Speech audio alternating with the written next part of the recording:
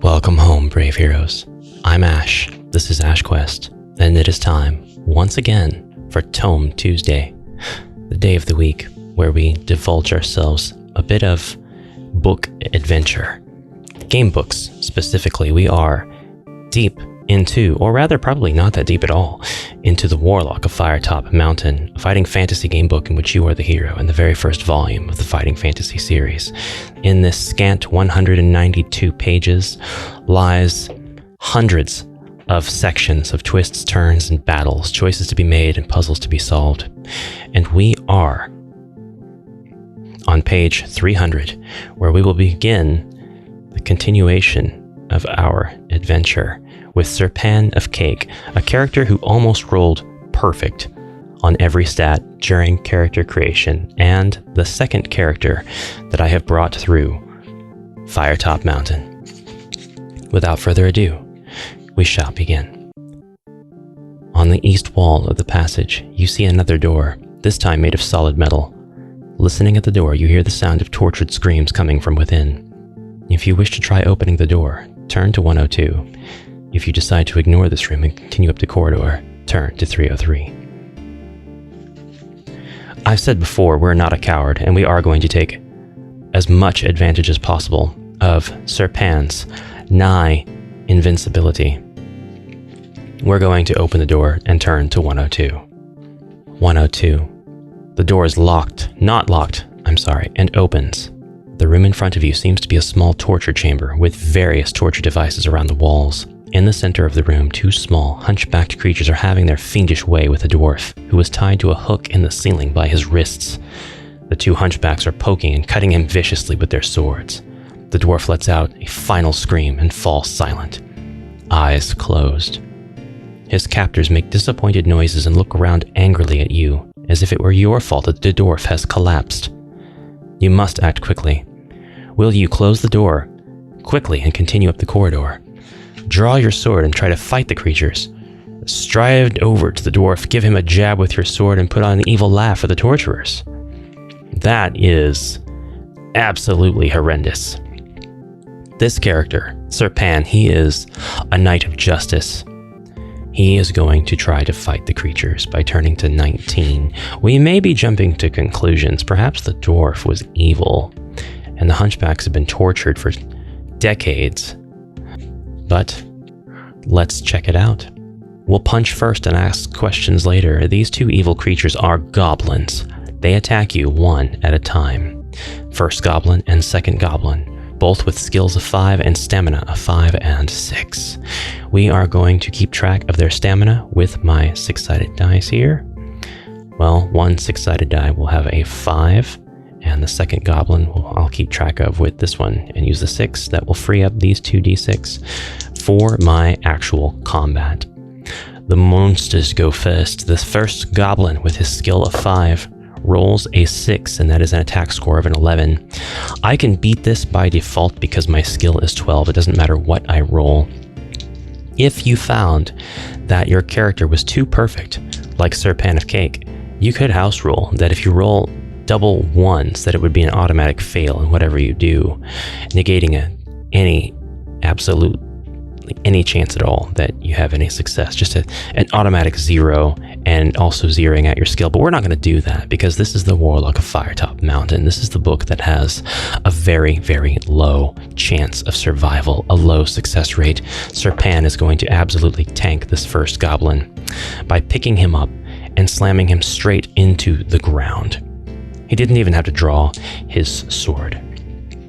Now, the second goblin's attack score is 4 plus his skill of 5, so 9 altogether, and this is also completely negated.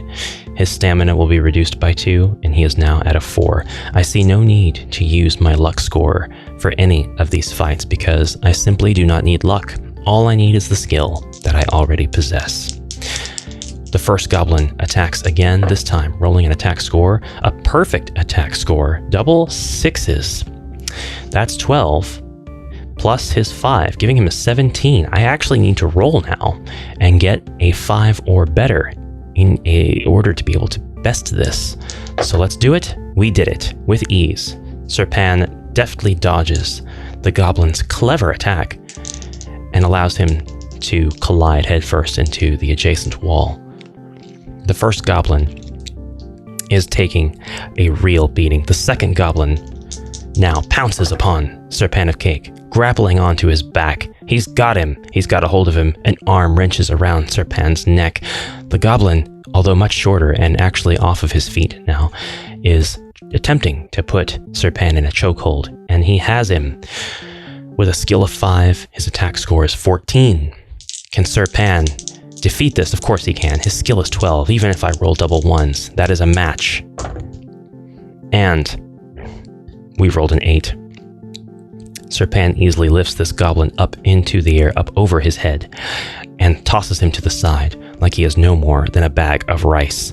The first goblin pulls out a shiv and lunges at Serpan in one final, bloody, frenzied attack. His attack score is 7 plus 5 for 12, and Serpan simply takes this goblin by his face one more time, shoving him into the wall that he has repeatedly made friends with during this combat. The first goblin is out.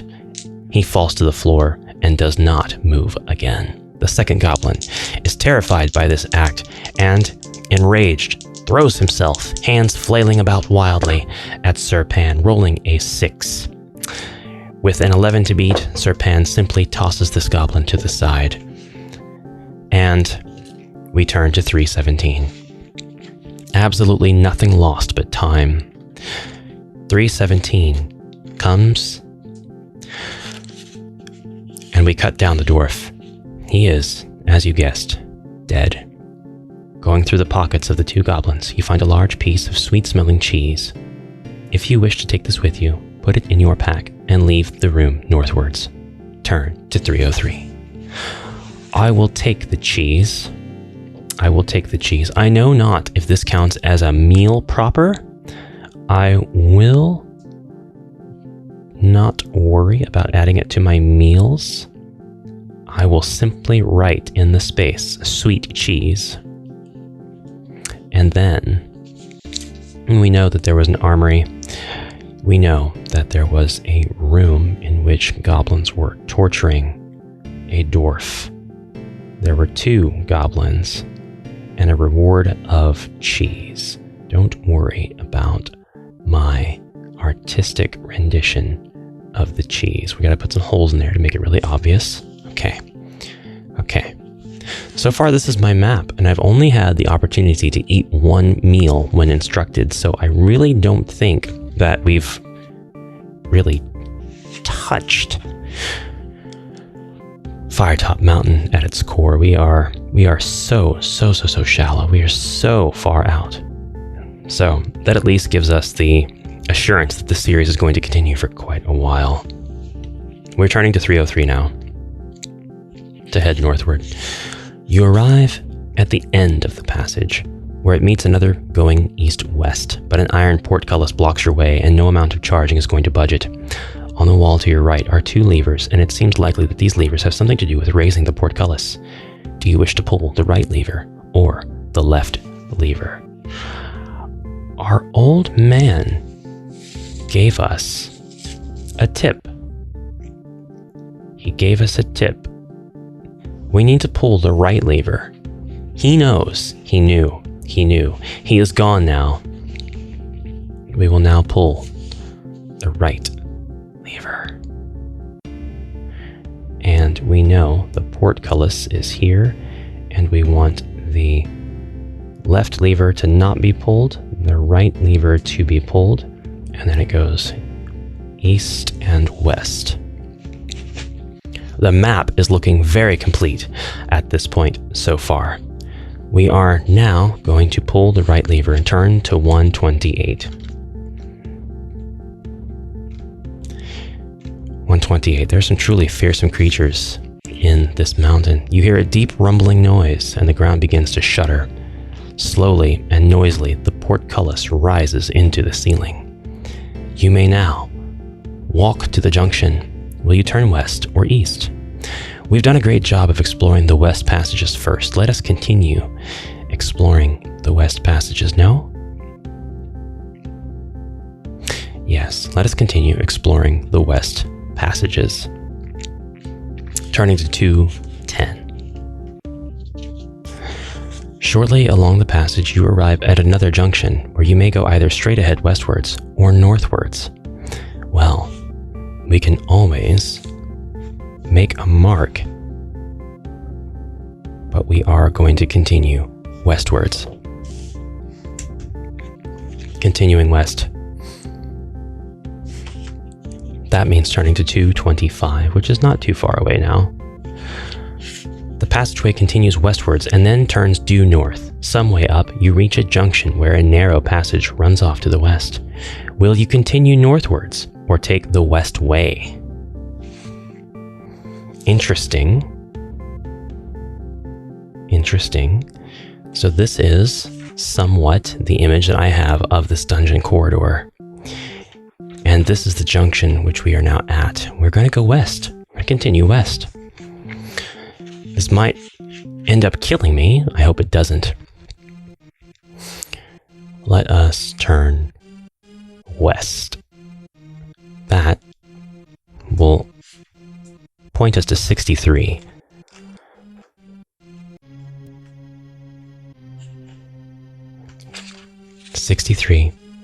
As you walk along the corridor, you can see ahead that it is getting narrower. At one point you stoop, and as you do so, a deep, resonating laugh starts up around you. Do you wish to continue? If so, turn to 281. If you wish to turn back, turn to 10. We are not cowards, although I will draw faces laughing, faces smiling, grinning in the darkness on white paper. We will continue to 281. We do not fear what lies in the depths.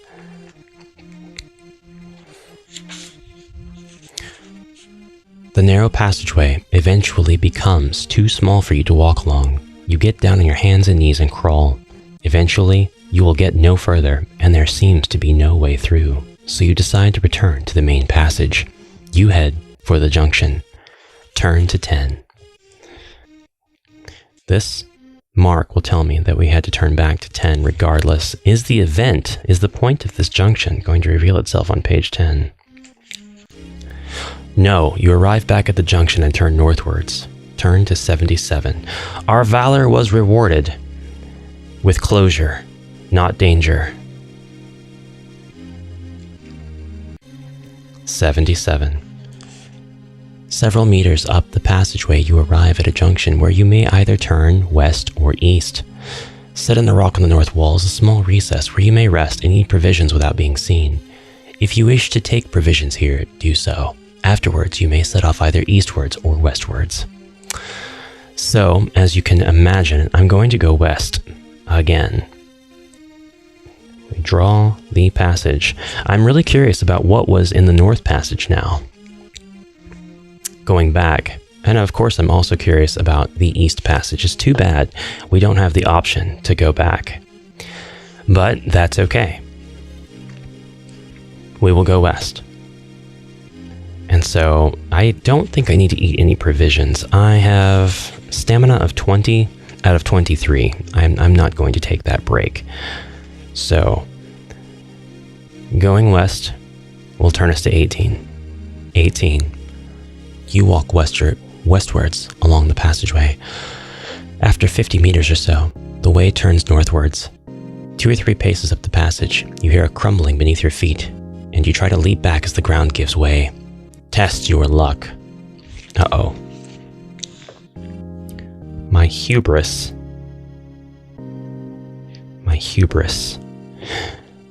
at being a westward traveler has caused me to walk onto a weak floor.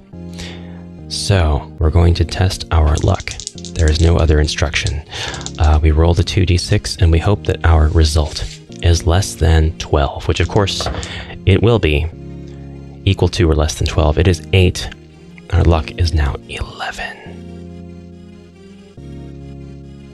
Soon, before too long, maybe not this episode, but next episode, or perhaps the one after, I'll have to erase all of this stuff past the starting point and put my current values on the left to give myself more room. I almost wish I'd taken a potion of luck with me rather than a potion of strength, but that's okay. That's okay. We are lucky. You managed to leap quickly backwards before a pit opens. I would have lost a stamina point. If you were lucky, you had better return to the junction. Turn to 261. I'm curious what would have happened if I were unlucky, because that is a different page number. Perhaps we would have gotten ambushed. Perhaps there's a monster in that pit. We will now turn to 261, however. 261. You reach the junction and continue eastwards. Turn to 345. I will. But this is a pit trap and also a return point, so we need not investigate these two places in further adventures. We will now be heading eastward. Turn to 345. You follow the passage eastwards for several meters, then it turns to the north. Shortly you reach another junction where you may either go straight or you may turn right into an eastward passage that soon turns north. And if this one goes north, I'm going to say that the shape of our junction looks like that. And if we go north this time, I will create a new map. I'll create a page 2 of my existing map. All right. I think that I will... Oh, no. I'm sorry. This turns to the north. It does not offer me the option to go east yet. First, it turns to the north. Then I get the option to go east. So it may be very important. It's a small distinction, but it may be very important to make that distinction. Because if I were to go back to the junction, one could ask me, Ash, will you go left or right? And I would be confused if I had wrote it down the other way. If I had drawn the other way, I would have said, well, I want to go straight, not right. I mean, it's a small detail, but we will turn right, though, into the eastward passage that soon turns north. And that turns to 311. So this goes north. And now we will begin our second map. Okay, so we are looking at the page 2. This has been a very vertically traveling map so far. We're here on the right side of the eastern passage that has turned north. And that means we're going to 311 now. I'm pretty sure I've handled this all correctly so far. So, the passageway ends in a door at which you listen but hear nothing. Trying the handle, you find the door opens to reveal a large square room. The room is completely bare, but the floor is covered in a mosaic of tiles. 2 shapes stand out on the floor: star-shaped tiles and hand-shaped tiles. A door on the opposite wall is the only way through. Will you walk across the room to the door? Walk across the room stepping only on stars, or walk across the room stepping only on hands? Do I have any notes about this?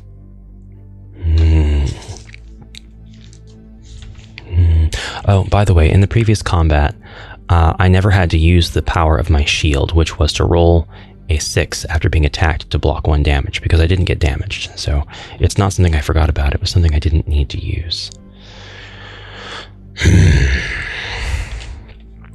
No, I don't have any notes on this. I think the only thing I can do is take a guess. And so we're going to step only on stars, and I will turn to 178. This is the star and hand room, so we're going to draw it. 178. You tiptoe precariously across the room to the door in the north wall. You open the door and proceed through it. Turn to 162. It seems the stars are great. They work. So I'll put a check mark on the stars. I don't know yet if that means the result is different.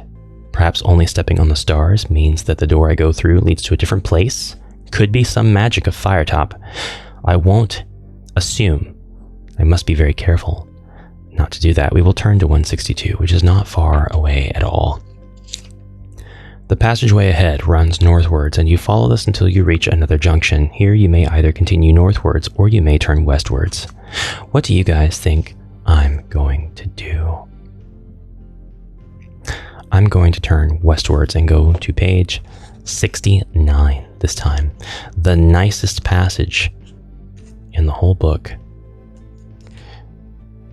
I am an adult. I am an adult. Some way along the passage, the corridor bends around to the north, and you follow it until you reach another junction. At this junction, you see an arrow cut into the rock pointing to the north, and you decide to try this direction. Turn to 244. So, I don't get a choice necessarily. I'm told there's a junction, but I'm told there's simply an arrow. So I've decided to sort of draw the symbol of a diode here on this circuit of a map. Arrow going one direction, forcing me one way. Turn to 244. And so I shall. The passage runs northwards, and ahead you can hear the splashings of an underground river. The air becomes cool and fresh. You soon reach a wide opening of a riverbank, but despair as you look across to see no way through on the other side. To the east, the river flows through a cave in the rock. You may either sit, rest, and eat provisions, or continue by what seems to be the only way forward, jumping into the river and swimming downstream.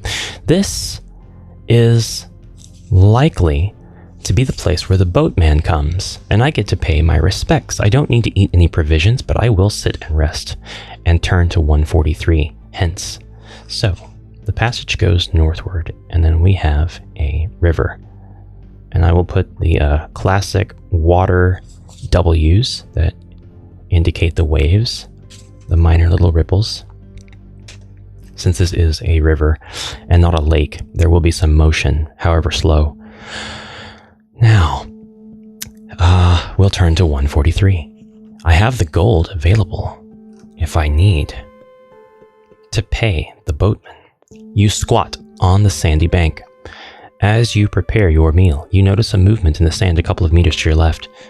The movement becomes quite turbulent, and you spring to your feet, sword at the ready. Suddenly, a large tubular head breaks to the surface, twists around in the air, and picks up your scent. The smooth, segmented body of a giant sandworm rears up and sways over in your direction. As it does so, a large orifice with short, spiky teeth opens in what must be its head. You must do battle with this creature. It's time for Sir Pan to once again prove his valor, his heroism, his bravery, and do battle with this giant sandworm. And that is what we are going to do now. We are not going to escape, which is one of the options we have after 3 attack rounds, diving into the river and swimming downstream. We instead are going to battle this monster. The giant sandworm has a skill of 7 and a stamina of 7. And it attacks with an attack roll of 7, 8, 9, 15 total. We need to roll at least a 3 to avoid being attacked, and we do, reducing the enemy's stamina by 2. We will not push our luck with this battle. A sandworm is unknown territory for us.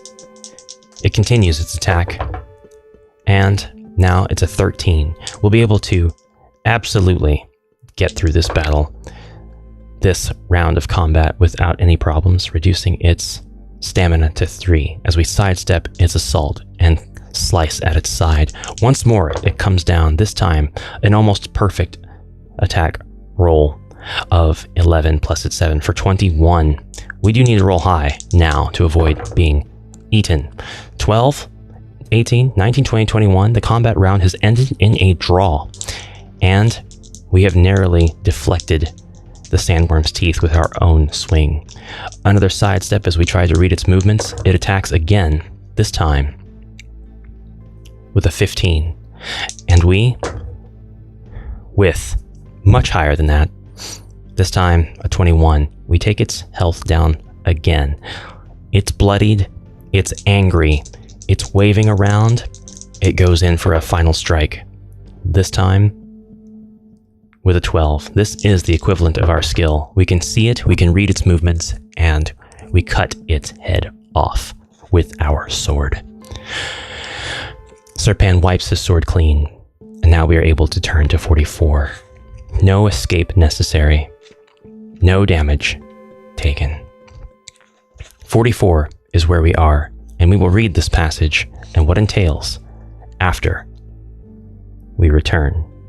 For now, the giant sandworm is going to be illustrated on our sheet, very poorly I may add, and we will always know that the giant sandworm is here.